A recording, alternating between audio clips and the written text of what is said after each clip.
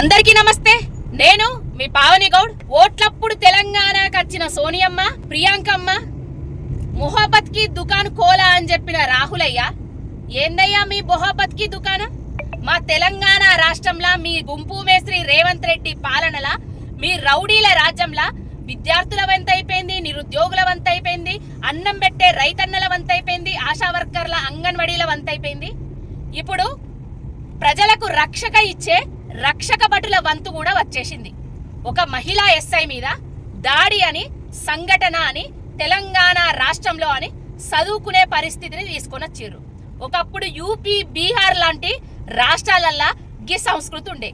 ఆ సంస్కృతిని ఇప్పుడు తెలంగాణ రాష్ట్రానికి తీసుకొచ్చిన మీ మొహబ్బత్ కి దుహాన్ కోలా వేసిన రాహుల్ గాంధీకి శతకోటి వందనాలయ్యా.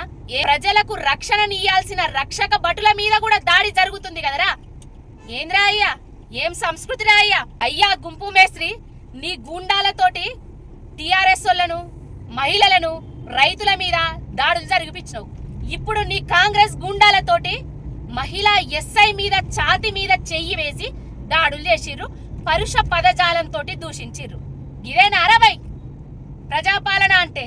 మీ బొంద పాలన, రౌడీల రాజ్యాన్ని తీసుకొచ్చిర్రు కదా తెలంగాణ రాష్ట్రంలో. ఇదేమి రాజ్యం, ఇదేమి రాజ్యం? కాంగ్రెస్ గూండాల రాజ్యం.